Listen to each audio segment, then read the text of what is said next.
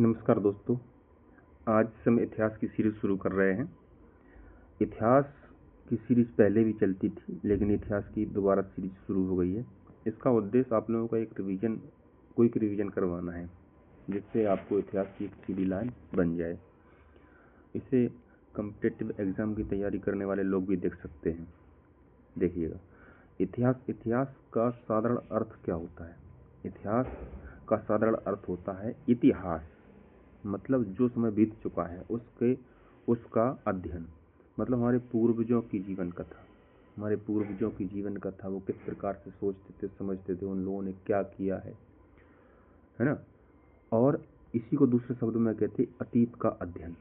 हमारे अतीत का अध्ययन, हमारे पूर्वज किस तरीके से काम करते थे, या हमारा इतिहास क्या है, हमारी प्राचीन संस्कृति क्या है, सभ्यता क्या है, और उस प्राचीन संस्कृति और सभ्यता की वर्तमान में प्रासंगिकता क्या है, इस चीज़ को कहा जाता है इतिहास।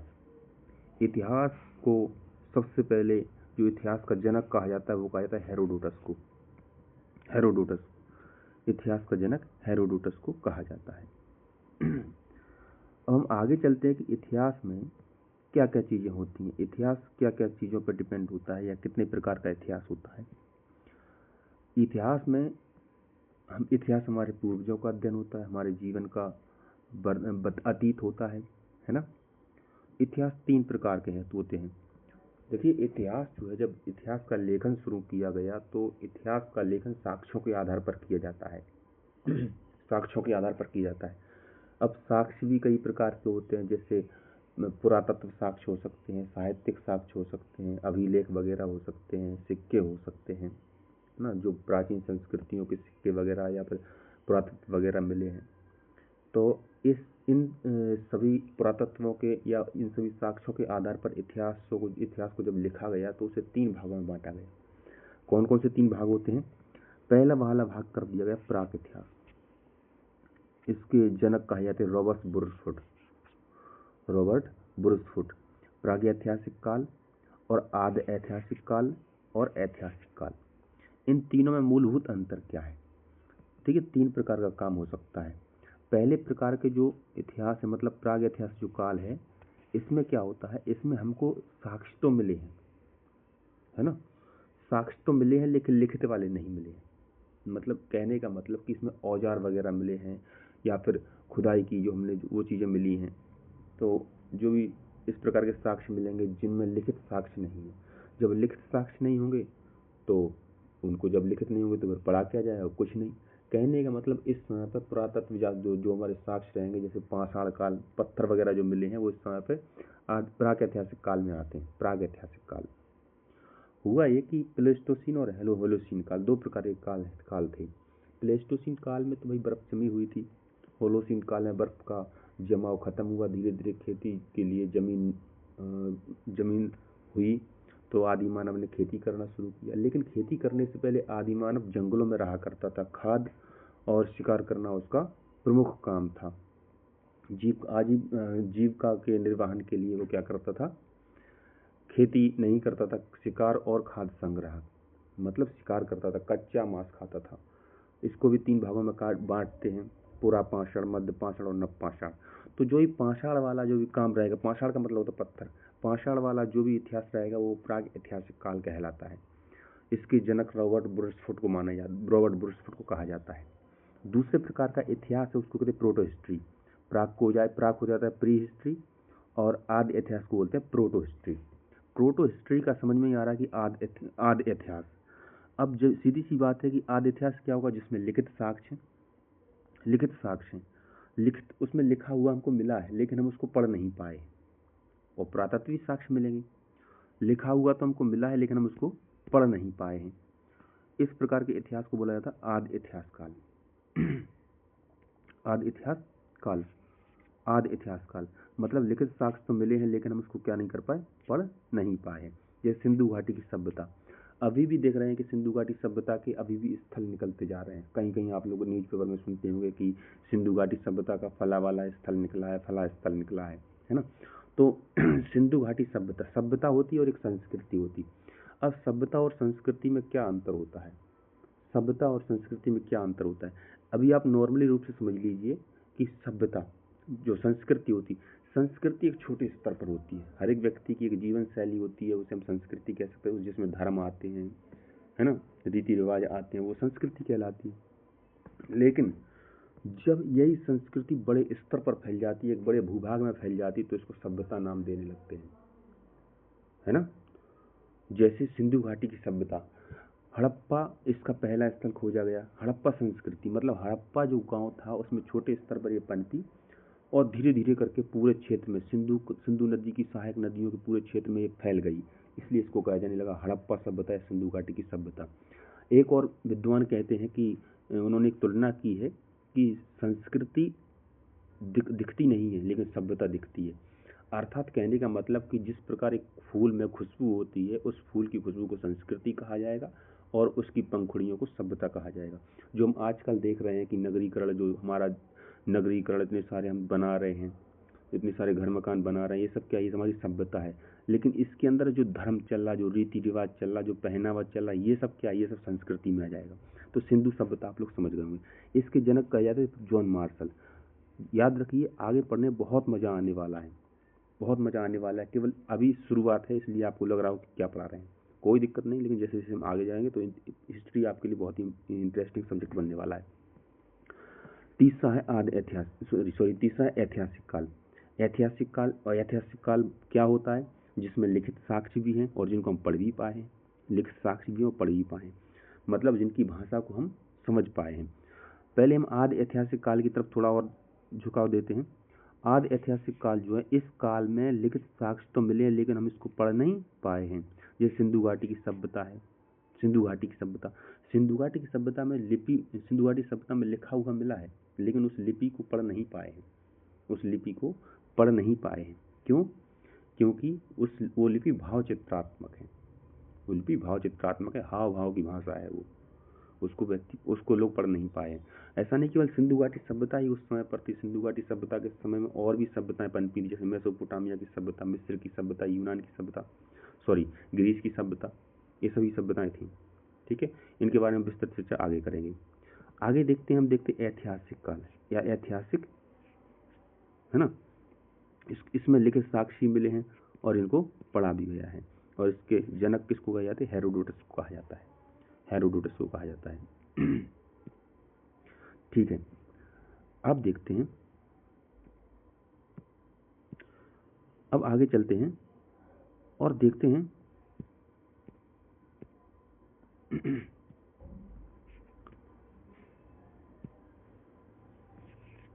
ऐतिहासिक हमने देख लिया। अब ऐतिहासिक काल जो हमारा है, इसको हमने कई भागों में तोड़ा है। जैसे 3 तो मुख्य भाग होते, प्राचीन इतिहास, मध्यकालीन इतिहास और आधुनिक इतिहास। प्राचीन इतिहास, मध्यकालीन इतिहास और आधुनिक इतिहास, ये 3 प्रकार का इतिहास हम लोग जनरली पढ़ते हैं। लेकिन हम प्राचीन इतिहास में क्या पढ़ते हैं, प्राचीन, आपको एक लाइन बन जाएगी, सुनिएगा। प्राचीन इतिहास में हमको पढ़ना है कहाँ से लेके कहाँ तक, वैदिक सभ्यता से लेके, मतलब वैदिक सभ्यता है, सिंधु घाटी की सभ्यता से लेके पूर्व मध्यकाल तक। अब पूर्व मध्यकाल कब होगा, पूर्व मध्यकाल मुस्लिम साम्राज्य की स्थापना से पहले, मतलब दिल्ली सल्तनत की स्थापना से पहले तक का पूरा हमको क्या पढ़ना है, प्राचीन इतिहास पढ़ना है। मध्यकालीन इतिहास में क्या पढ़ना है, मध्यकालीन इतिहास में नॉर्मली मुस्लिमों का जो साम्राज्य रहा है, जैसे दिल्ली सल्तनत पूरा आ जाएगा, मुगल साम्राज्य पूरा आ जाएगा, तो ये सब किस में आ जाएगा, ये सब मध्यकालीन इतिहास में आ जाएगा। उसके बाद अंग्रेज लोग भी आने लगेंगे, तो अंग्रेजों का आगमन वो आधुनिक में आ जाएगा। अंग्रेजों का आगमन और उनकी भारतीय देशी राज्यों से टकराहट, उन लोगों ने भारत में कब्जा किया, फिर भारत की स्वतंत्रता हुई, तो भारत की स्वतंत्रता तक हमारा क्या चलेगा, भारत की स्वतंत्रता, संविधान का बनना, ये सब क्या, ये सब आधुनिक इतिहास में आ जाएगा। लेकिन जब भारत आज़ाद हुआ तो उसके बाद क्या हुआ है, उसके बाद प्रधानमंत्री कौन बना, जवाहरलाल नेहरू। तो नेहरू के समय का हम इतिहास देख लेंगे और इसी के साथ हम विश्व का इतिहास भी देख लेंगे। तो इतिहास का एक कंप्लीट पैकेज हमको मिलने वाला है ना। इसमें थोड़े और टॉपिक जोड़ देंगे, जैसे इंदिरा गांधी का समय भी था, तो इंदिरा गांधी के समय का इतिहास भी आपको बता दिया जाएगा।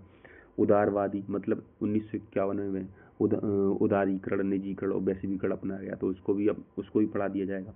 और अभी हम देख रहे हैं कि मोदी जी का समय भी चल रहा है, लगातार तीसरी बार पीएम बने, तो इनके समय का इतिहास भी हम पढ़ लेंगे। तो इस प्रकार हम कुल मिला के इतिहास के वर्तमान समय तक जुड़ जाएंगे, है ना। तो ये 3 प्रकार का इतिहास आप लोग समझ गए हैं। 3 प्रकार के इतिहास में मतलब आदि प्रागैतिहासिक, आदि ऐतिहासिक और ऐतिहासिक, 3 प्रकार का इतिहास, और तीनों का हमने विभाजन देख लिया है। चलिए थोड़ा आगे चलते हैं, अब देखते हैं प्राक ऐतिहासिक काल क्या होता है, मतलब पहला वाला जो इतिहास है ये क्या होता है, इसके बारे में थोड़ा समझ लेंगे हम लोग।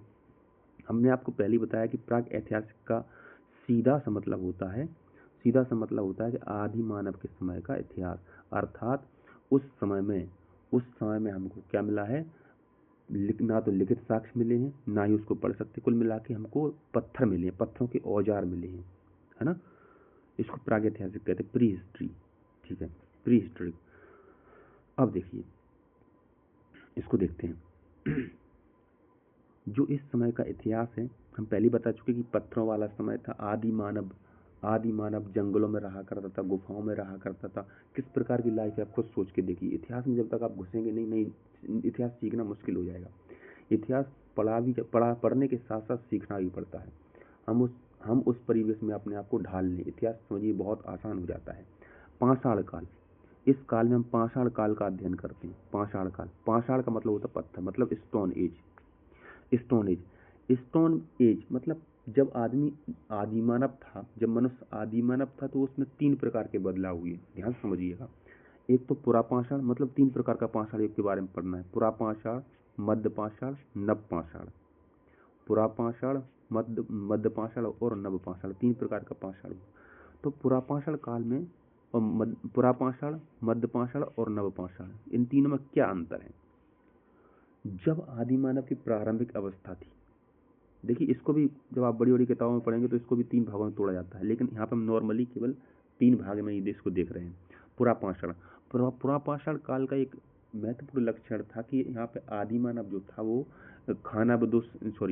खानाबदोश जीवन जीता था। खानाबदोश का मतलब है खाद्य संग्रह, खाद्य इकट्ठा भी करता था, मतलब खाने की चीजें भी इकट्ठा करता था, और शिकार भी करता था। आखिर का मतलब क्या है, शिकार करना। एक सोचिए कि ये शिकार करता था, अच्छा शिकार करने जाता हुआ, शिकार करता था, पत्थरों के औजारों से शिकार करता था। आदि मानव था इस समय पे। और आपको सबसे अच्छी बात है कि इसी समय पे आग का आविष्कार हुआ था। पुरापाषाण काल में ही आग का आविष्कार हुआ था। हुआ क्या था कि आदि मानव शुरू में क्या करता था कि जानवरों का मांस खाता था, कच्चा मांस खाता था। उस समय पे आग का ज्ञान था नहीं। कभी हुआ है कि भाई कभी पहाड़ों से जब पत्थर लुढ़कते थे तो उनसे के चिंगारियां छूटती थी। चिंगारियां छूटने के बाद जंगलों में आग लग जाती थी। जब जंगलों में आग लगती थी तो जानवर भाग रहा है, मान लीजिए जानवर में भी आग लग गई, जानवर मर गया, भुन गया। तो जब आदि मानव उस मांस को खाता था तो देखता था कि ये मांस कच्चे मांस की अपेक्षा अधिक स्वादिष्ट है। तो आदि मानव धीरे धीरे पत्थरों से आग जलाने की कला भी सीख ली। और इसी के साथ कभी कभी जंगलों में आप लोग देखते हैं कि बांस की रगड़ से भी आग लग जाती। तो इस चीज को भी उसने देखा कि भाई आग कहाँ से उत्पन्न हुई, बांस में रगड़ उत्पन्न हो रही है जिससे आग उत्पन्न हुई है। तो इन सब चीजों से उसने आग जलाना भी सीख लिया। जब आग जलाना सीख लिएगा तो वो समझ आएगा कि भाई यहाँ पे मांस को भूनने का काम हो सकता है इससे, तो मांस को भूनने लगा। और दूसरी बात कि इसको जंगली जानवरों से खतरा भी रहता था, तो देखा कि आग से लोग जानवर जो है वो भाग रहे हैं। तो इससे क्या हुआ, इससे ये समझ गया कि जानवर जो है वो आग से डरते हैं, इसलिए आग हमारी रक्षा भी कर सकती है। तो इन सब कामों में पुरापाषाण काल के जो आदि मानव था उसने इनका प्रयोग किया। हमने इसको ऐसे याद रखा। देखिए आग का क्वेश्चन खूब पूछा जाता है। इसको आप कैसे याद रखेंगे कि पुरापाषाण काल में ही आग का आविष्कार हुआ है। तो इसको आप ऐसे याद रखिए कि पूरा मोहल्ले में आग लग जाती है ना, पुरापाषाण, ठीक। उसके बाद चलते मध्य पाषाण काल। इस जो हमारा पुरापाषाण काल था, पुरापाषाण काल में पत्थरों के खूब औजार मिले हैं। बड़े बड़े औजार, बड़े बड़े पत्थरों को तोड़ के, ज्यादा बड़े नहीं मतलब हाथ में लेने लायक पत्थरों को तोड़ के उनको नुकीला करके क्या करते थे, उसी से जानवर को मारते थे। मध्य पाषाण काल में क्या हुआ, मध्य पाषाण काल में इनके हथियार छोटे होने लगे। मतलब जो उनके पत्थरों के औजार रहते थे उसमें एकदम परिवर्तन आने लगा। परिवर्तन कैसा आने लगा? इस प्रकार का परिवर्तन आने लगा कि उन लोगों ने पत्थरों के औजारों को छोटा कर दिया, उसको घिसने लगे, घिस कर पॉलिशदार बनाने लगे, छोटे छोटे छोटे पत्थर, माइक्रो माइक्रो पत्थर, माइक्रो मतलब छोटा, माइक्रोलिथ, माइक्रोलिथ पत्थर मतलब छोटे छोटे औजारों के छोटे छोटे पत्थरों के औजार बनाने लगे। और इतना ही नहीं, उन औजारों को उन्होंने हड्डियों में या हड्डियों में या फिर लकड़ियों में जोड़ के दूर से ही शिकार करना शुरू कर दिया। जैसे किसी लकड़ी, बड़ी लंबी सी लकड़ी ली, उसके आगे एक पत्थर का छोटा सा टुकड़ा लगा दिया, पहना करके घिस कर, और दूर से ही फेंक के मारा, जानवर मर गया। धनुष तीर का आविष्कार भी इसी समय पर हुआ कि धनुष जो तीर हमारा है, तीर में छोटा सा आगे पत्थर नुकीला बांध लिया और धनुष से उसको प्रत्यंचा चढ़ा के मार दिया, तो ये हो गया, है ना। तो इस प्रकार से हम देख रहे हैं कि यहाँ पे माइक्रोलिथ छोटे छोटे औजार मिले हैं, तो ये छोटा हथियार हो जाएगा, है ना। छोटे छोटे हथियार यहाँ पे बन रहे हैं, छोटे छोटे हथियार बन रहे हैं। और हड्डियों के आभूषण, आभूषण क्या औजार थे वो तो, है ना। अंत्येष्टि, इस समय पे आदि मानव यहाँ इस समय पे हुआ क्या था? इस समय पे आदि मानव जो था, देखिए खेती की थोड़ी थोड़ी शुरुआत हो चुकी थी इस समय पे, खेती की थोड़ी थोड़ी शुरुआत हो चुकी थी। एकदम से आदि मानव ने खेती करना शुरू नहीं किया था, प्रारंभिक अवस्था इस समय पे देखी गई है आज खेती करने की, है ना। तो जब खेती करेगा आदमी तो एक जगह पर रहेगा, जब एक जगह पर रहने लगेगा, एक जगह पर रहना मतलब स्थायी, उसने आवास की शुरुआत नवपाषाण काल में की, लेकिन मध्य पाषाण काल में थोड़ी थोड़ी शुरुआत हो चुकी थी। बूढ़े लोगों को यहाँ पे बच्चों की देखभाल के लिए घर पे छोड़ देते थे ये लोग और चले जाते थे जंगलों में जंगलों में शिकार करने के लिए। और इसी समय पे हमने देखा कि इसमें अंत्येष्टि, लोगों को दफनाना शुरू कर दिया था इन लोगों ने। बड़ी अचरज की बात है कि इन लोगों ने मध्य पाषाण काल में लोगों को दफनाना शुरू कर दिया था, अंत्येष्टि कार्यक्रम जिसको बोलते हैं, अंत्येष्टि करना शुरू कर दिया था, ठीक है। नवपाषाण काल की शुरुआत देखते हैं। नवपाषाण काल में क्या हुआ? देखिए, पुरापाषाण काल में ये लोग शिकार करते थे और नवपाषाण काल में ये लोग खेती करना सीख गए। सबसे पहले खेती करना शुरू किसने किया? आदि मानव ने नवपाषाण काल में शुरू किया। आदि मानव जब खेती करता था तो खेती करने के लिए आदि मानव को एक जगह पर रहना पड़ता था, और इस प्रकार स्थायी आवास की शुरुआत हुई। और इसी के साथ उस घर की रखवाली के लिए क्या करता था, आसपास कुत्ते को भी इसने पाला। तो कुत्ता जो है, कुत्ते को सबसे पहले पाला इसने, आदि मानव ने पालतू बनाया। इतना ही नहीं, इसने खेती में सबसे पहले किया गेहूं और जौ की खेती। गेहूं और जौ की हमको साक्ष्य मिलता है कि गेहूं और जौ की खेती इसने सबसे पहले की। कब की? 7000 ईसा पूर्व में, 7000 ईसा पूर्व के लगभग इसने खेती करना शुरू किया, सुलेमान और कृष्ण पहाड़ियों के बीच में। और सुलेमान और कृष्ण पहाड़ियाँ कहाँ पर हैं? तो आप इस प्रकार से भारत का नक्शा देखते हैं, है ना।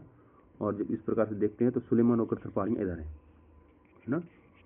सुलेमान और कृष्ण पहाड़ियाँ यहाँ पर हैं। तो इन सब पहाड़ियों की सिंधु नदी यहीं पर बहती है। तो सुलेमान और कृष्ण पहाड़ियों के बीच में इसने खेती करना शुरू किया।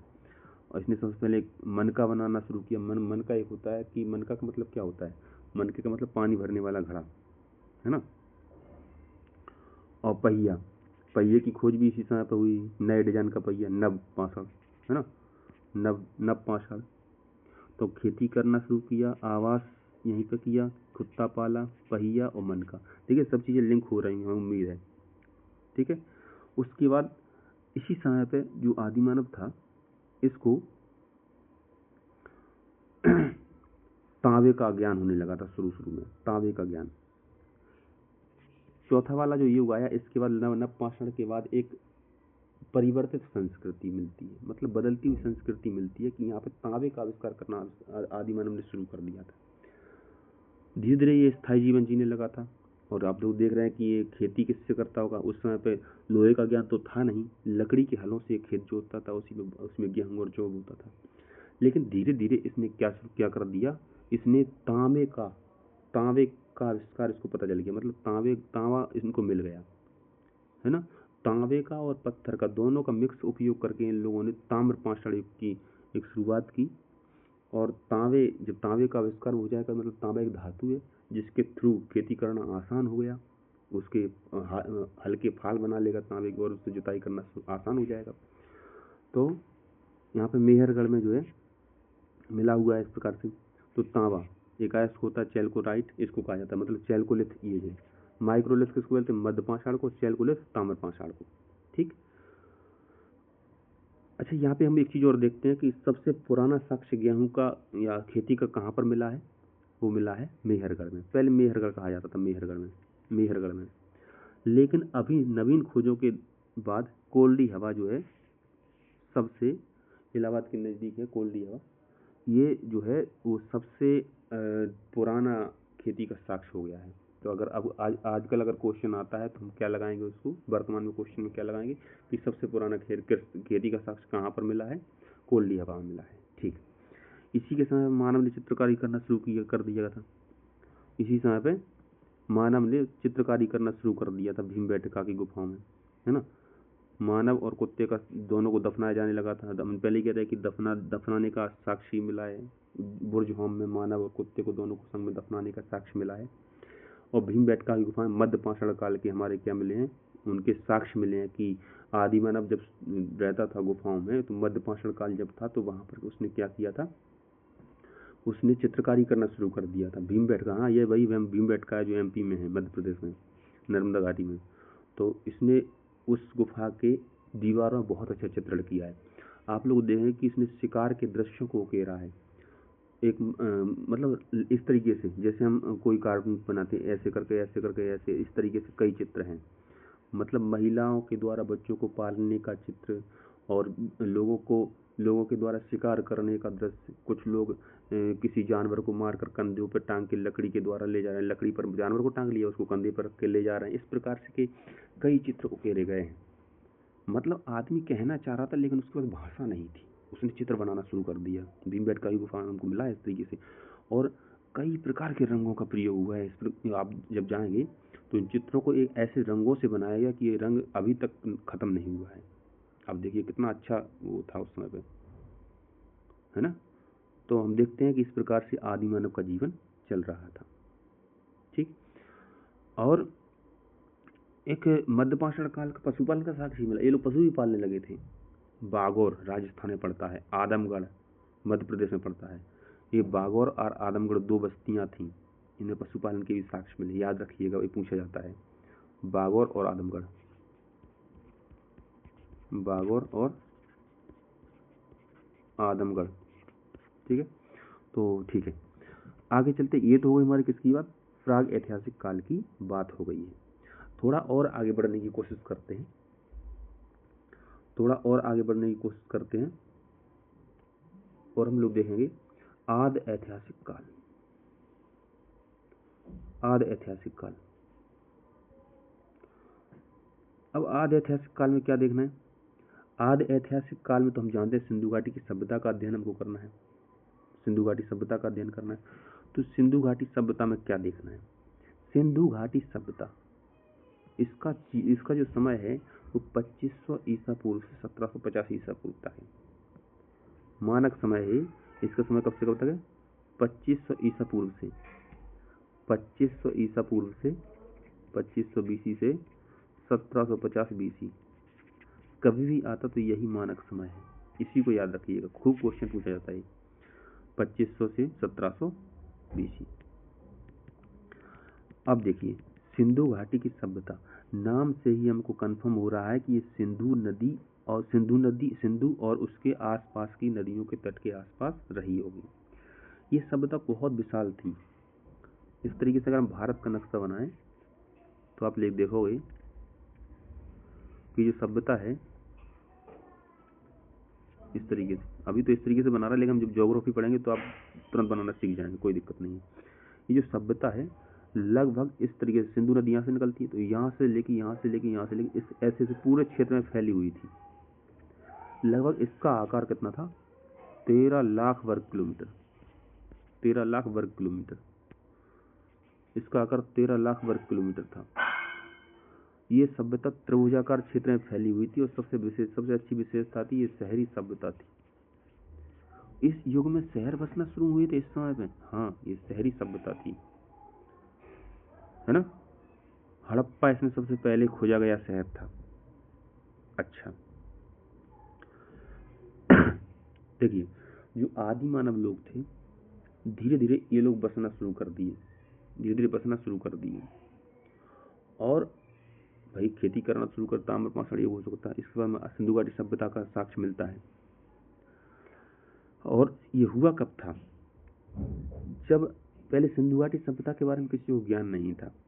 अंग्रेजों का समय आया तो अंग्रेजों के समय में रेल पटरी बिछाई गई। आप लोगों को पता है डलहौजी के समय में जो रेल की पटरी बिछाने का काम चल रहा था। रेलवे का आविष्कार कब हुआ? डलहौजी के समय में हुआ था। तो 1853 के समय की बात है। तो उस समय पे रेल की पटरी डालने का काम हो रहा था। इनको ईंटों की आवश्यकता थी। तो बगल में एक टीला था। तो उन लोगों ने कहा कि यहाँ से कुछ मिट्टी खोद के हम यहाँ पे रेलवे लाइन के नीचे बिछा दे रहे हैं। तो जैसे ही उन्होंने उस टीले की खुदाई की तो देखा कि इसके अंदर तो ईंटें निकल रही हैं, अच्छी अच्छी ईंटें निकल रही हैं। तो चार्ल्स मैसन था। कौन था? चार्ल्स मैसन ने देखा यार, तो अजीब गरीब बात हो रही है, यहाँ ईंटें कैसे आई इस टीले के नीचे।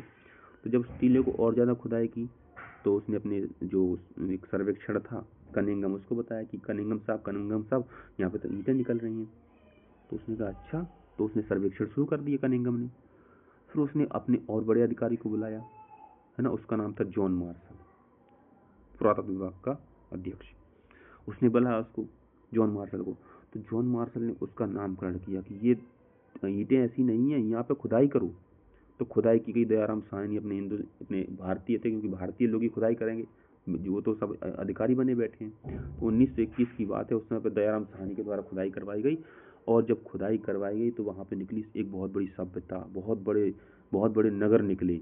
उन नगरों की बहुत सारी विशेषताएं थीं और उस नगर का नामकरण किया जॉन मार्शल ने और कहा कि ये हड़प्पा सभ्यता है, हड़प्पा की सभ्यता है, ये सिंधु नदी की सभ्यता है, सिंधु घाटी की सभ्यता है।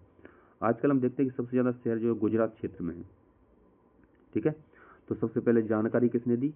मैनसन ने। सर्वेक्षण किसने किया? कनिंघम ने। नामकरण किया जॉन मार्शल ने। खुदाई की दयाराम साहनी ने।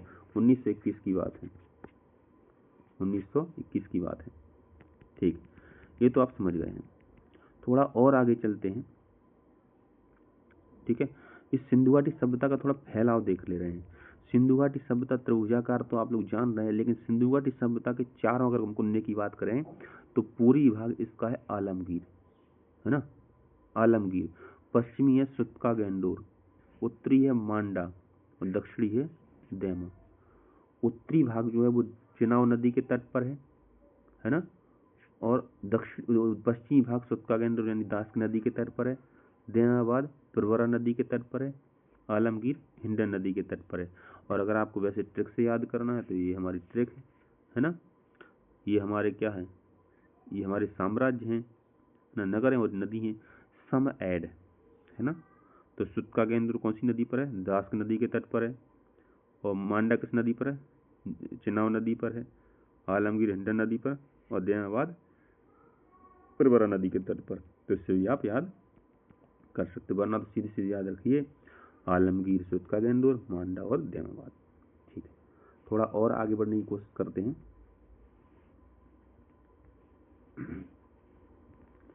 ठीक,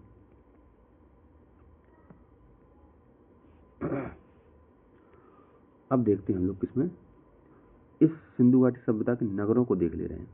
सिंधु घाटी सभ्यता के नगरों को देखते हैं। सिंधु घाटी सभ्यता के बहुत सारे नगर हैं, लेकिन लगभग इसके 7 नगर जो हैं वो बड़े ही इम्पोर्टेंट हैं। पहले हम सिंधु घाटी सभ्यता को देख ले रहे हैं। सिंधु घाटी सभ्यता का जो पहला नगर है उसको बोला जाता है हड़प्पा सभ्यता। हड़प्पा। अब धीरे धीरे आप लोग देख रहे हैं कि सिंधु घाटी सभ्यता के नगरों की खुदाई होगी। तो 1921 में हड़प्पा सभ्यता की खुदाई हुई, हड़प्पा नगर की खुदाई हुई। फिर मोहनजोदड़ो की खुदाई हुई, चननदोड़ो की खुदाई हुई, लोथर की खुदाई हुई, कालीबंगा, रोपड़, बहुत सारे नगरों की खुदाई हुई है। अब जब खुदाई होगी तो नई नई चीज़ें भी निकलेंगी, क्योंकि ये तो पूरी सभ्यता थी, तो सभ्यता में लोग रहते होंगे। जब खुदाई की गई तो दयाराम साहनी ने इसको खोजा, ये कहाँ पर थी हड़प्पा सभ्यता, कहाँ? हड़प्पा की जो शहर था, अब तो शहर ही कहा जाएगा, हड़प्पा शहर। 1921 में इसकी खुदाई हुई, दयाराम साहनी ने इसकी खुदाई की। ये रावी नदी के तट पर है, पाकिस्तान है, माउंट गोमरी जिला पड़ता है पाकिस्तान में। एक बात ध्यान रखिए, दड़ो भी जो भी दड़ो शब्द होगा वो सब किसमें होगा? पाकिस्तान में। जैसे हड़प्पा सभ्यता है तो हड़प्पा सभ्यता तो मान लीजिए एक्सेप्शन है, जैसे चननदोड़ो है, दड़ो लगाना इसके लास्ट में, तो समझ जाइए पाकिस्तान में। ये एक छोटा सा तरीका है। माउंट गोमरी जिला रावी नदी के तट पर ये मिला हुआ है। इसमें चीज़ें याद रखना बहुत ज़रूरी है, क्योंकि चीज़ें इसमें पूछी जाती हैं। ऐसे याद रखिए कि जो हड़प्पा सभ्यता था, हड़प्पा सभ्यता एक बहुत ही मेहनती जगह थी, इसमें कौन कौन लोग रहेंगे जो मेहनत करते होंगे? जैसे कुमार का चाक, कुम्हार का चाक। एक चीज़ आप लोग समझ लीजिएगा, कोई भी नगर होगा उसमें 2 टीले रहते थे, एक छोटा टीला और एक बड़ा टीला। इस प्रकार से घिरा रहता था दीवार से। जो छोटा टीला रहता था वो ऊंचाई पर रहता था और इसका जो निचला टीला रहता था वो निचली जगह पर रहता था। जो ऊंचा टीला था उस टीले में संभ्रांत लोग रहते थे, ऊंचे लोग, जैसे पुरोहित थे, है ना, क्षत्रिय लोग, इस तरीके से जो जो सैनिक लोग रहते वो लोग रहते थे। लेकिन जो निचला टीला रहता था उसमें छोटे लोग रहते थे, श्रमिक हो गए, काम करने वाले मजदूर, श्रमिक, कुमार, ये सब लोग रहते थे। ठीक, तो इन टीलों में खुदाई होती थी। हर एक जगह पे लगभग ये मिलेगा आपको। सिंधु घाटी सभ्यता जब तक आप पढ़ते रहे, एक नगरीय सभ्यता थी। इसकी सड़कें एक दूसरे को समकोण पर काटती थी, मतलब चौराहा इस तरीके से रहता था और समकोण पर काटती थी। और इन सड़कों की एक अच्छी विशेषता थी कि इनके बीचों बीच में नालियाँ बनी हुई थी और इन सड़कों के किनारे बहुत सारे घर एक कतार में बने हुए थे, सीधी सीधी कतारों में। एक नगरीय सभ्यता थी, तो नगर की सभ्यता का मतलब आप जानते हैं कि नगर में घर वो जो है वो लाइन से बने होते हैं और पक्की सड़कें होती थी। चलिए आगे बढ़ते हैं, देखेंगे धीरे धीरे आगे करके। कुम्हार का चाक मिला है, कुम्हार का चाक मिला है, इसमें अन्नागार मिला। जब लोग मेहनत करते हैं तो खूब अन्न खाते हैं। अन्नागार से हमको क्या मिला है? अन्नागार जो है वो क्या चीज़ का संकेत देता है? अन्नागार हमें इस चीज़ का संकेत देता है कि इस समय पर जो है अनाज को पैदा करके ये लोग इकट्ठा एक जगह पर रखने लगे होंगे, या फिर इस समय पर प्रशासन की भी शुरुआत हो गई होगी। कोई राजा होगा, वो राजा टैक्स के रूप में अनाज लेता होगा, उसको एक जगह पर रखता होगा। इस तरीके से भी कल्पना की जाती है। श्रमिक आवास ही मिले हैं, मतलब कोई बड़ा आदमी उन श्रमिकों को अपना काम करवाने के लिए उन आवासों में रखता होगा, है ना। देख रहे हैं आप किस तरीके से चीज़ें जुड़ रही हैं। मातृ देवी की पूजा होती है, मतलब उर्वरा की शक्ति के रूप में इसकी पूजा होती है। मातृ देवी की यही हमको पैदा करके देती है, मातृ देवी की पूजा। ओखली भी इसी साथ मिली हुई है। ओखली में क्या कूटा जाता है? धान कूटा जाता है या फिर और कोई चीज़ कूटी जाती है, तो भाई मजदूर खाना खाएगा तो ओखली की आवश्यकता तो होगी। ताबूत भी मिला हुआ है। ताबूत मतलब क्या होता है? जिसमें लोगों को दफनाया जाता है, उसको ताबूत बोलते हैं। RH-37 कब्रिस्तान भी इसी साथ मिला हुआ है। कब्रिस्तान RH-37 कब्रिस्तान। हाथी का कपाल मिला हुआ है। स्वास्तिक चिन्ह मिला हुआ है। स्वास्तिक चिन्ह आप लोग सभी जानते हैं, इस तरीके से रहता है, ऐसे ऐसे ऐसे ऐसे। आप लोगों ने देखा होगा, कभी कभी दीवारों में बना होता है। ये स्वास्तिक चिन्ह सिंधु घाटी सभ्यता की ही देन है। हाथी का कपाल ही मिला है समय पे, हाथी का कपाल जैसे गणेश जी का सर होता है उस तरीके से। ठीक है, तो ये सारी चीज़ें मिली हड़प्पा में। ठीक, जैसे कुमार का एक बार दोहरा ये चीज़ों को, माउंट आबू जिला में पड़ता है। और क्या कौन कौन चीज़ें मिली हैं? जैसे कुमार का चाक है, कुमार लोग मेहनत करते हैं, मजदूर भी मेहनत करते हैं, तो ओखली मिलेगी, अन्न मिलेगा, ओखली मिलेगी। क्योंकि कुमार और मजदूरों के लिए ओखली में हम क्या कूटेंगे? अन्न को कूटेंगे, है ना। अब मातृ देवी की पूजा, भाई जब हम कूट लेंगे तो खाना बना लेंगे, खाना बनाने के बाद उसको मातृ देवी को चढ़ा देंगे, जो मातृ देवी है ना। मातृ देवी को चढ़ाने के बाद अब जब खा लेंगे उसको, है ना, जब चढ़ाएंगे तो देखो 2 चीज़ें धार्मिक है इसमें, 3 चीज़ें धार्मिक हो गई। एक तो मातृ देवी हो गई, एक कपाल हो गया, हाथी का कपाल, है ना, क्यों गणेश जी का प्रतीक है, एक स्वास्तिक चिन्ह, ये 3 चीज़ें धार्मिक हो गई, है ना। अब जब ताबूत में किसी को दफनाया जाता है तो कहाँ ले जाता है? कब्रिस्तान में। तो किस कब्रिस्तान में ले जाते थे ये लोग? RH-37 कब्रिस्तान, इसी के आसपास था RH-37 कब्रिस्तान। जैसे आदमी मरता था ताबूत में ले जाके इसको दफना दिया जाता था, है ना। तो ये हड़प्पा सभ्यता है, यह हड़प्पा नगर की विशेषता है। चलिए थोड़ा और आगे बढ़ते हैं, चनंदड़ों की तरफ चलते हैं। चनंदड़ों तो आसान होगा, अब सारे आसान ही हो जाएंगे धीरे धीरे करके, क्योंकि इनकी हम थोड़ी थोड़ी ट्रिक भी आपको बता देंगे। ठीक, चनंदड़ों की बात है 1931 की बात है। 1931 की चनंदड़ों की बात करते हैं। चनंदड़ों जो है वो एक औद्योगिक शहर था। इस चीज़ को अगर आप पकड़ लेंगे कि ये औद्योगिक शहर था, तो फिर आप कहीं पर भी फंसने वाले नहीं हैं। औद्योगिक शहर में क्या बनता है? एक तो होता बड़े बड़े उद्योग बनाने के लिए हमको, जैसे स्टील प्लांट लगा हुआ है तो बड़ा बड़ा जगह पे बड़े बड़े सामान बन रहे हैं, फर्नीचर बन रहा है, एक तो वो हो गया।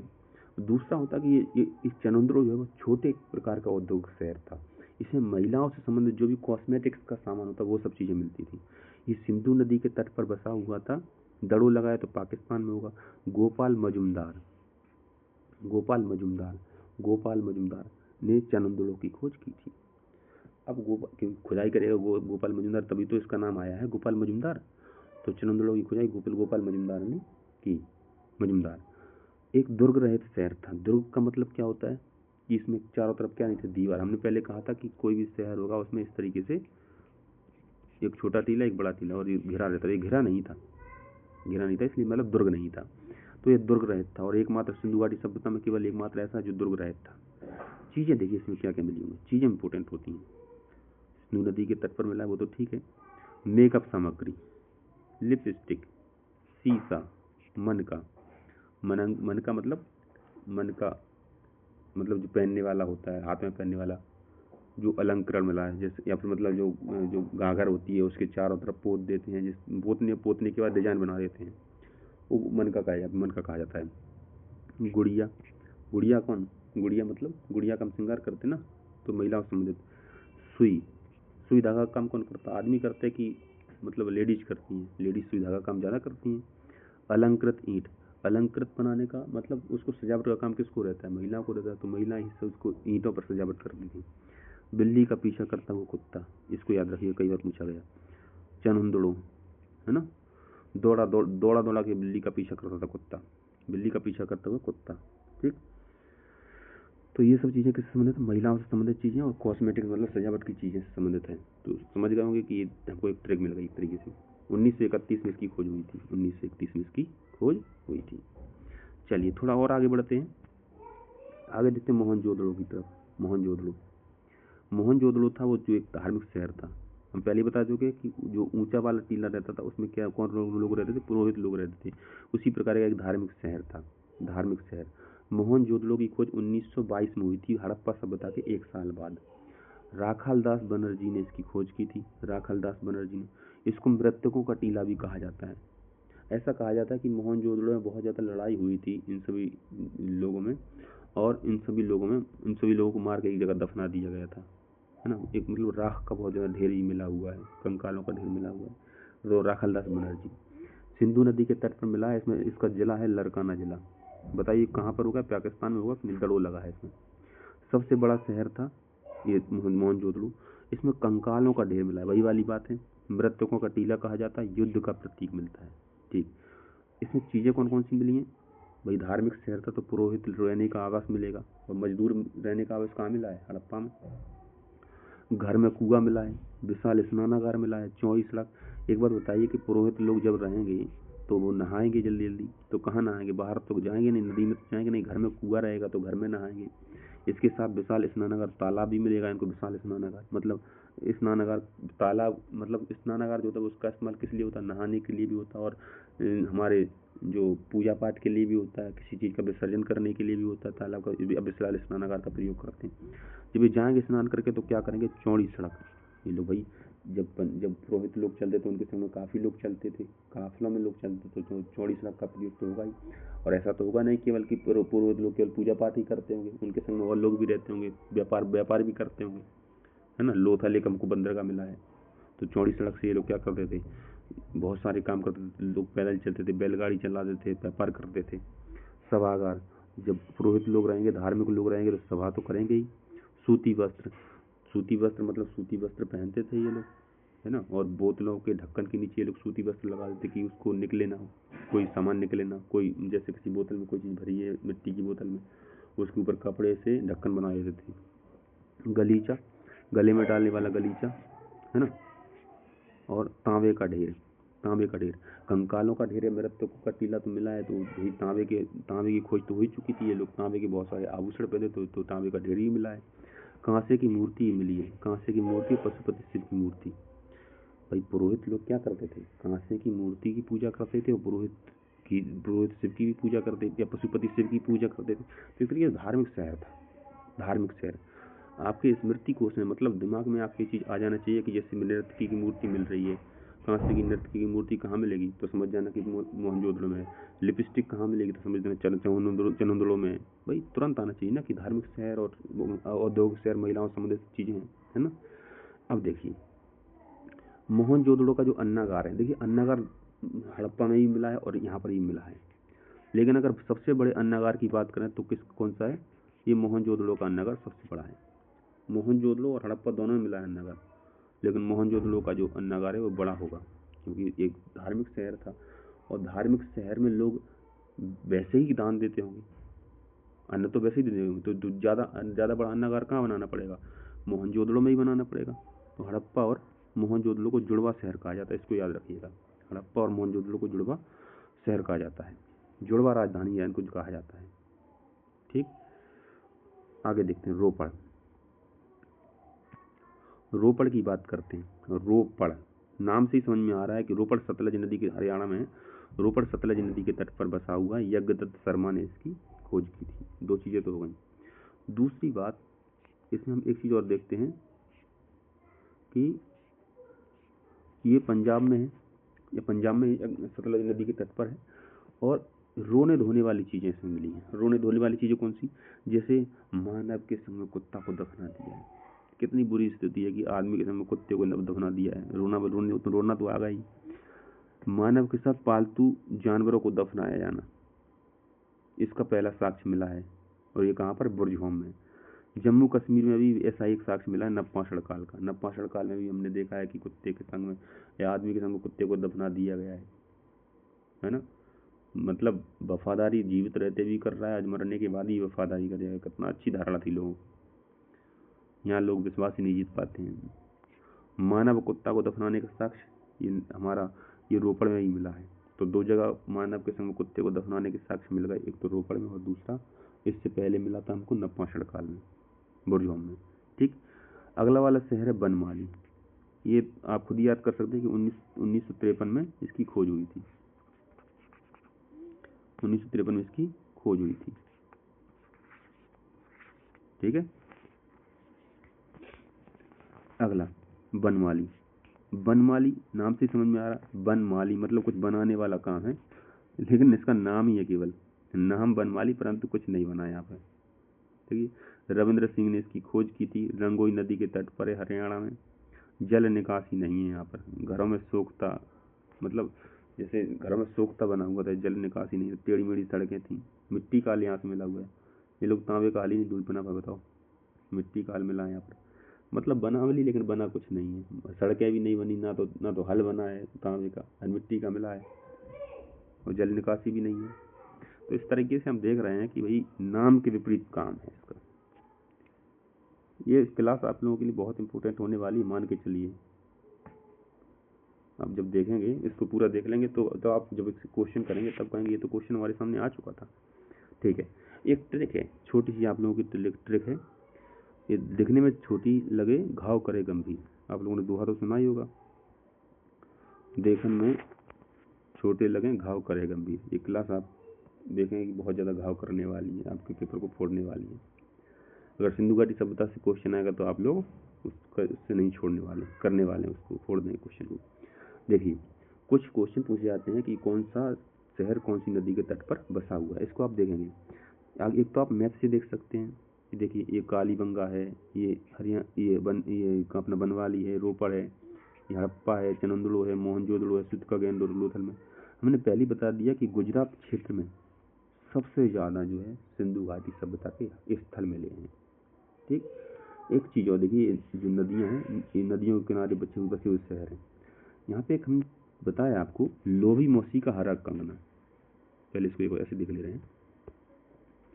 लोभी मौसी का हरा कंगना रमा ने ले लिया, तो मौसी रोष में आ गई और उसने बस चढ़ा दी।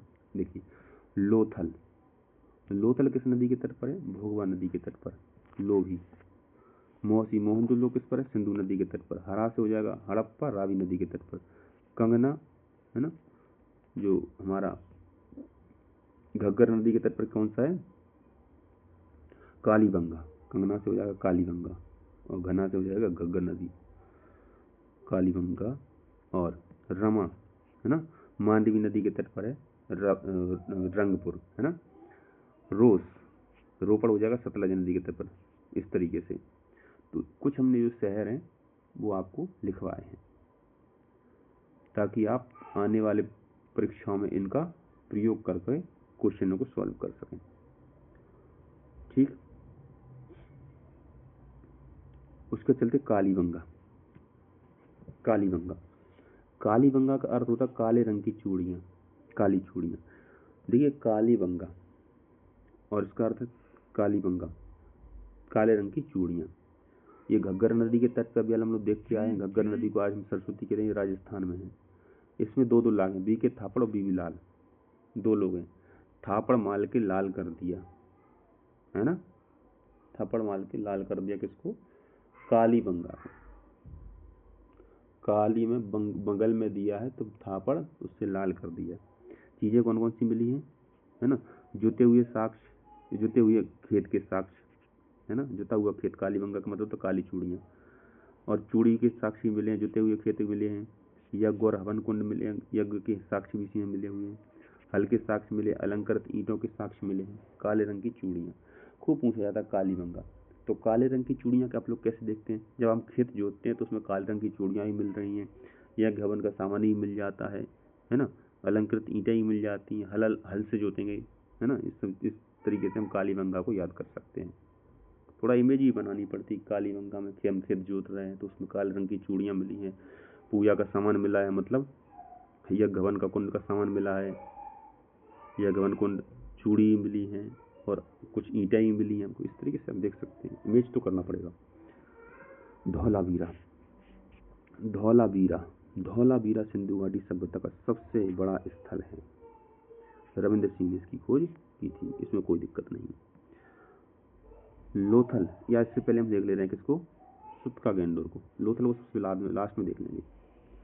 सुतका गेंडोर, सुतका गेंडोर, सुतका गेंडोर में देखिए सुतका गेंडोर तो पश्चिम तट वाला है या पश्चिमी किनारा वाला है, दस नदी के तट पर है। ये सुरकोदड़ा, कौन है ये, सुरकोदड़ा,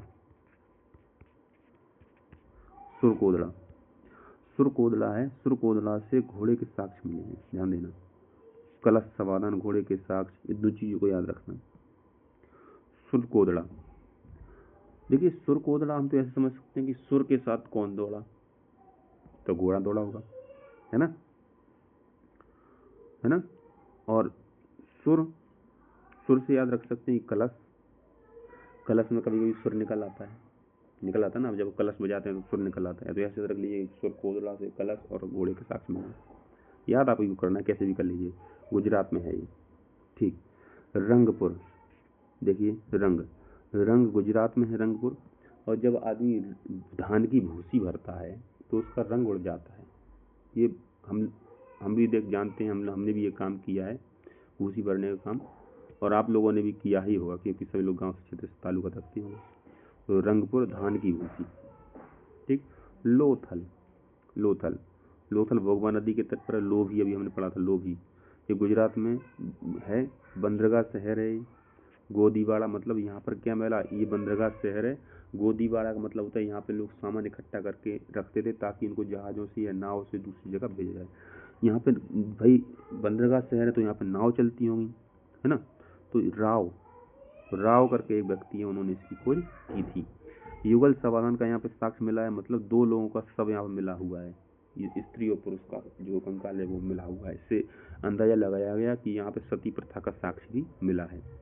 फारस की मुद्रा, मतलब ईरान की मुद्रा यहाँ पे मिली हुई है, विदेश व्यापार का साक्ष्य मिलता है। सीधी सी बात हम समझ सकते हैं कि ये हमारा गुजरात के तट पर बसा हुआ था, तो यहाँ पे फारस ईरान के व्यापारी आते थे और यहाँ पे अपनी मुद्रा को छोड़कर गए हैं ये लोग। तो उससे हमने अंदाजा लगा लिया कि अगर यहाँ पे मुद्रा मिल रही तो इसका मतलब कि विदेश व्यापार यहाँ पे होता था। दरवाजे, सड़कों की ओर दरवाजे खुलते थे यहाँ पे। जब आप लोथल के अंदर जाओगे तो अपन तो नहीं जा पाएंगे क्योंकि बहुत पुरानी सभ्यता है और ये तो खत्म हो ही चुकी है। तो ऐसा कहा जाता है कि इसके दरवाजे पूरब की ओर खुलते थे या सड़कों की तरफ खुलते थे, ताकि जैसे बैलगाड़ी है, बैलगाड़ी में तुरंत सामान निकाल के उस पर रख दो बैलगाड़ी में और सीधा ले जाके अपना गोदीवाड़ा में जमा हो जाएगा, वहाँ से नाव और नाव से फिर फारस में ले जाया जाएगा। तराजू और बाँट के साक्षी मिले, भाई तौल की तो सामान देंगे, मान लीजिए कोई चीज़ है, गेहूँ अगर हमने उत्पन्न किया है तो उसको तराजू और बाँट से ही तौलेंगे। बस केवल ये था कि 16 के गुड़ज में रहते थे। पहले हम लोग नहीं सुनते कि 16 आने सच, 32 आने सच, 48 आने सच, तो 16 के गुड़ज में रहते थे, 16, 32, है ना, इस तरीके से। तो 16 के गुड़ज में तराजू बाँट रहते थे। यहाँ से चोंच में मछली दबाए चिड़िया मिली है, मतलब इसका साक्ष्य मिला है कि चोंच में चिड़िया ने मछली को दबा लिया है। भाई समुद्र के किनारे रहेंगे यार तो चिड़िया तो खूब आती हैं, उठा के मछली को ले जाएगी। इसका भी हमको साक्ष्य मिला, एक छपा हुआ है, मतलब मुद्रा पर छपा या ईंट पर बना हुआ है। अफगानिस्तान में सुरतगोई और मुंडीगाक 2 शहर मिले हुए हैं, ऐसे याद रख लीजिएगा कि मुंडीगाक और सुरतगोई, ठीक, दूर हैं, बहुत दूर है अफगानिस्तान में, ठीक है। सिंधु घाटी सभ्यता की कुछ विशेषता हैं, मुश्किल से कुछ समय लगेगा, 2-4 मिनट हम इसकी विशेषताएं कर लेते हैं। चलिए भैया, आधे से ज़्यादा तो आप लोगों को पता ही होगी क्योंकि हम पहले आपको बता चुके हैं। सिंधु घाटी सभ्यता की एक कॉमन विशेषताएं क्या क्या है। देखिए, पहली बात तो सिंधु घाटी सभ्यता जो है वो एक नगरीय सभ्यता थी। अगर कोई भी आपको आंसर राइटिंग या कुछ भी लिखना है तो सबसे पहले इसी से रखिए कि सिंधु घाटी सभ्यता एक नगरीय सभ्यता थी, पहली नगरीय सभ्यता थी। यहाँ पे कृषि और व्यापार को साक्ष्य मिलता है कि कृषि भी होती थी, गेहूं और जो होता था, और व्यापार तो होता ही था, लोथल जैसा बंदरगाह। केवल लोथल ही नहीं है, बहुत सारे बंदरगाह इसमें मिले हुए, जैसे लोथल के साथ मिला है हमारे को बालाघाट, बालाकोट, कई बंदरगाह शहर थे लेकिन लोथल प्रसिद्ध है।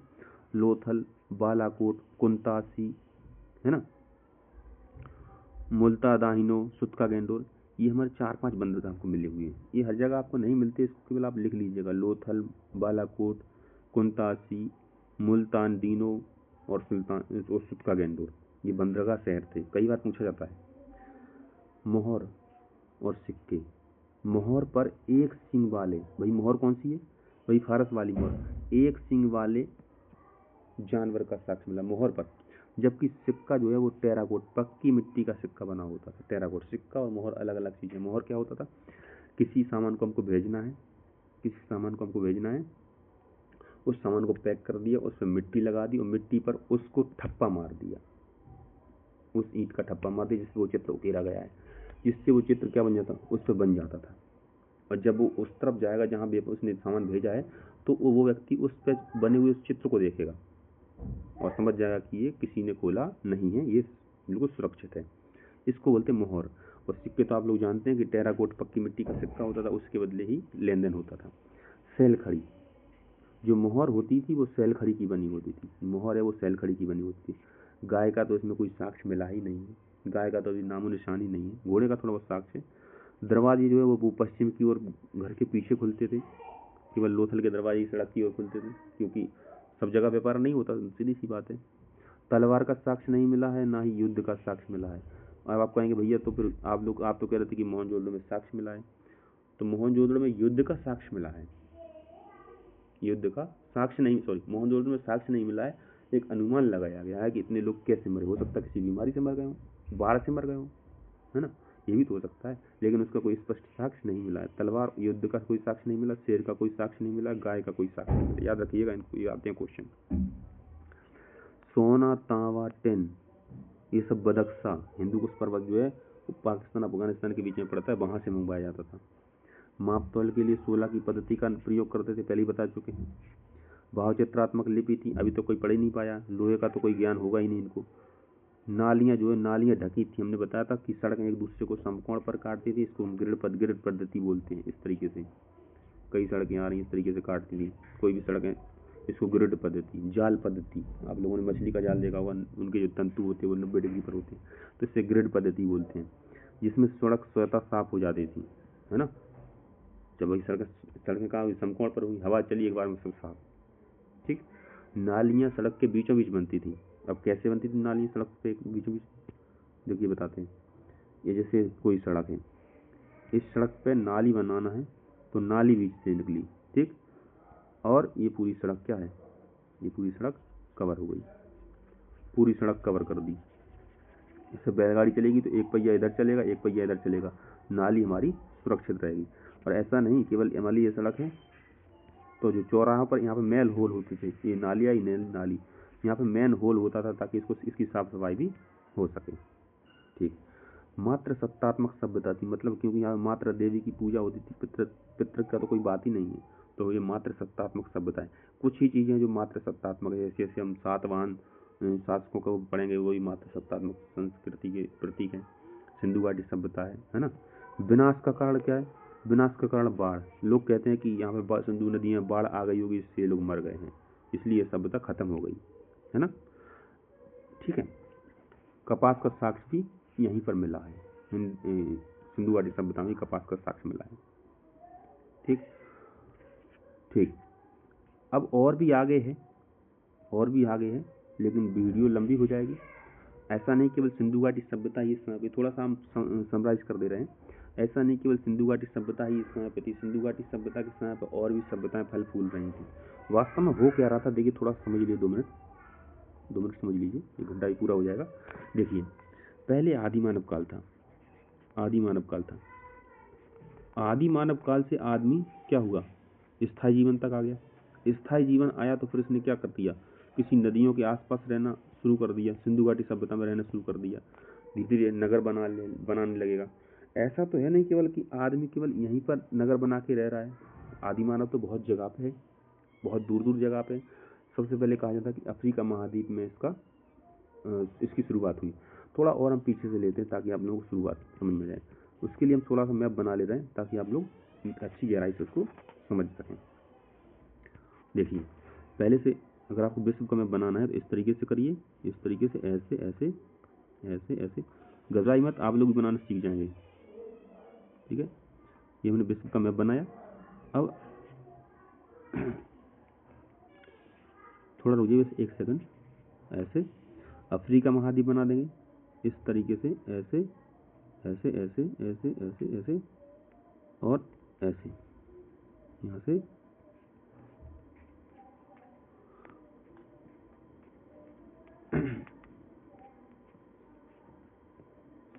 थोड़ा सा बस 1 सेकंड। अब जल्दबाजी बना रहे हैं, वरना तो और भी अच्छा बन सकता था, कोई दिक्कत नहीं। तो इस तरीके से हमने विश्व का मानचित्र बना लिया। जब आप ज्योग्राफी पढ़ेंगे तब आप और अच्छी तरीके से बनाना सीख जाएंगे। ठीक, हमने जल्दबाजी बना दिया। ठीक है, कहा जाता है कि सबसे पहले आदि मानव की उत्पत्ति यहाँ हुई। यहाँ बहुत ज़्यादा जंगल है, आप लोग अमेजन के जंगल सुने होंगे। ठीक, कहा जाता है कि आदि मानव सबसे पहले यहाँ आया इस तरीके से। ठीक है, यहाँ पे यहाँ से इसका यहाँ पर गए। ठीक है, फिर यहाँ से और देश में गया, फिर यहाँ पे और देशों में गया, यहाँ से यहाँ पर भी गया और यहाँ पर भी गया और यहाँ से यहाँ पर भी गया। ये आदि मानव का चक्र है। तो भाई आदमी के जीवन में तो परिवर्तन होता ही रहता है। ठीक, तो हुआ क्या था वास्तव में आदि मानव जो था, यहाँ पे सबसे पहले मेसोपोटामिया की सभ्यता का नाम आपने सुना होगा। यहाँ मेसोपोटामिया की सभ्यता थी। धीरे धीरे ये दूसरी जगह भी कनेक्शन, भाई आदि मानव दूसरी जगह जाएगा, यहाँ पे नगरीय संस्कृति शुरू हो जाएगी तो यहाँ पर भी लोग खेती करना शुरू कर देंगे, यहाँ पर भी लोग खेती करना, क्योंकि समय तो एक ही है, सब जगह वही चल रहा है, सब जगह खेती करना शुरू कर देंगे। तो खेती करना शुरू कर देंगे तो सब जगह थोड़ा थोड़ा क्या होगा, लोग नगरीय सभ्यता में रहने लगे। यहाँ पे मेसोपोटामिया की सभ्यता थी, यहाँ पे सिंधु घाटी की सभ्यता थी, यहाँ पे ग्रीस की सभ्यता थी, यहाँ पे यूनान की सभ्यता थी, यहाँ पे माया की सभ्यता थी, और भी सारी सभ्यताएं थी। धीरे धीरे करके ये विश्व की सभ्यताएं, आप लोग ये चीन की सभ्यता थी। तो ऐसा नहीं केवल सिंधु घाटी सभ्यता ही है, और भी सभ्यताएं फल फूल रही हैं। लेकिन सिंधु घाटी सभ्यता से जिन सभ्यताओं का जुड़ा है उनको हम थोड़ा बहुत जान लेंगे। जैसे सिंधु घाटी सभ्यता का जुड़ा किससे, मेसोपोटामिया की सभ्यता से। किससे, मेसोपोटामिया की सभ्यता से। तो मेसोपोटामिया की सभ्यता को हम पढ़ लेंगे। अब मेसोपोटामिया की सभ्यता के भी 4-5 नाम आते हैं, जैसे सुमेरियन सभ्यता, इस तरीके से 2-3 नाम हैं, तो उनको भी हम पढ़ लेंगे। तो एक आपको व्यू बन रहा होगा कि आदि मानव ने कैसे प्रोग्रेस करना शुरू कर दिया और कैसे नगरीय काल में रहने लगा। अब हम देखेंगे कि ये वाली सभ्यता तो क्या हुई, ये वाली सभ्यता तो नष्ट हुई, हमारी भारत वाली सभ्यता किससे, बाढ़ से।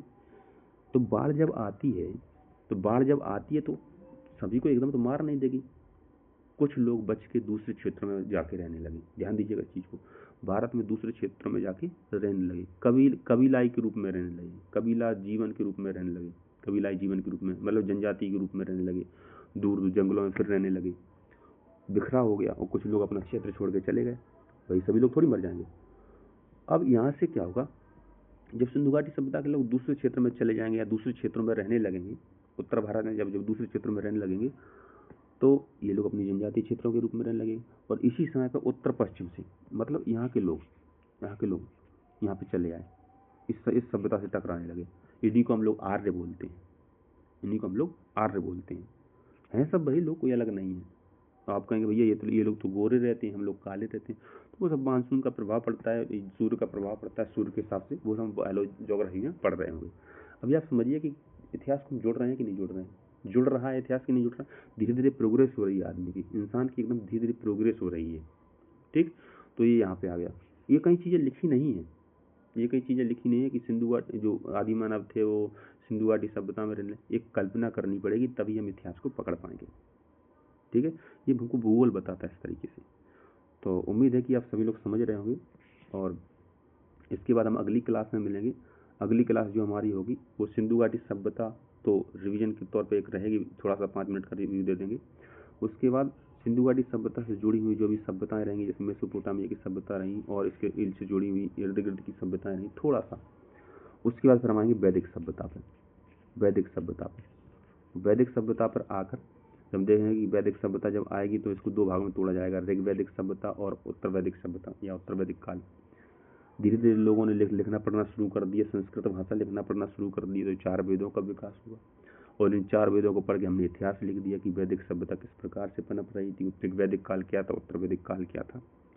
उसके बाद फिर हम देखेंगे कि जो कबीलाई लोग थे, जो सिंधु घाटी सभ्यता से जो कबीलाई लोग आए थे, और इन आर्य और कबीलाई सभ्यता के लोगों में टकराहट शुरू होती है, और महाजनपद काल, छोटे छोटे महाजनपदों का उदय होता है, छोटे छोटे महाजनपदों का उदय होता है। और इस महाजनपद काल में बहुत सारे वंश बनना शुरू होते हैं, हर्यक वंश, शिशुनाग वंश, है ना, नंद वंश, मौर्य वंश, शुंग वंश, गंड वंश, सातवाहन वंश। अब हम देखेंगे कि मौर्य साम्राज्य के पतन के बाद साम्राज्य का विघटन होता है। पहली नगरीय जो सभ्यता थी वो सिंधु घाटी की सभ्यता थी, और दूसरी नगरीय सभ्यता महाजनपद काल रहेगा, वो हम धीरे धीरे पढ़ लेंगे। महाजनपद काल में हम देखेंगे कि धीरे धीरे महाजनपद काल के बाद मौर्य काल जो आएगा, उसके बाद फिर पतन होने लगेगा। जब फिर पतन होने लगेगा तो छोटे छोटे राज्यों में बट जाएंगे। अब उन राज्यों को वहाँ से इतिहास बिखर जाता है, लेकिन इस बार हम बिखरने नहीं देंगे उसको, आपको इतिहास को बांध के चलना है। उसके बाद धीरे धीरे हम कहाँ पर मिल जाएंगे, मौर्योत्तर काल तक, फिर उसके बाद आएंगे पूर्व मध्यकाल तक, और धीरे धीरे हम मध्यकालीन इतिहास में जुड़ देंगे। जैसे दिल्ली सल्तनत हुई, मुगल काल हुआ, और उसके बाद मुगल काल से हम आ जाएंगे अंग्रेजों का आगमन, उनके संग क्षेत्रीय राज्यों की टकराहट, भारत की स्वतंत्रता संग्राम, भारत की स्वतंत्रता, और उसके बाद भारत को स्वतंत्र करते हुए नेहरू और इंदिरा और मोदी के कार्यकाल तक आगे बढ़ जाएंगे। ठीक है, तो फिर मिलते हैं अगली क्लास में। सभी को जय हिंद। कैसी लगी वीडियो या कैसी लगी क्लास, एक बार कमेंट जरूर करिएगा आप लोग, है ना। अगर इस सीरीज को आप आगे बढ़ा के रखना चाहते तो एक बार कमेंट करें, और अपना रिव्यू दीजिए कि आप इतिहास को जोड़ पा रहे हैं कि नहीं। आपके कमेंट हमको उत्साहित करेंगे। देखिए, कहने के लिए बहुत कुछ है, बहुत कुछ बता सकते हैं। चलिए, आगे की क्लास में हम धीरे धीरे जुड़ते रहेंगे, मिलते रहेंगे, और अपनी भावनाओं को और अपने विचारों को आप तक पहुंचाते रहेंगे, और आप भी अपनी भावनाओं विचारों को हम तक कमेंट के माध्यम से भेजिए। जय हिंद।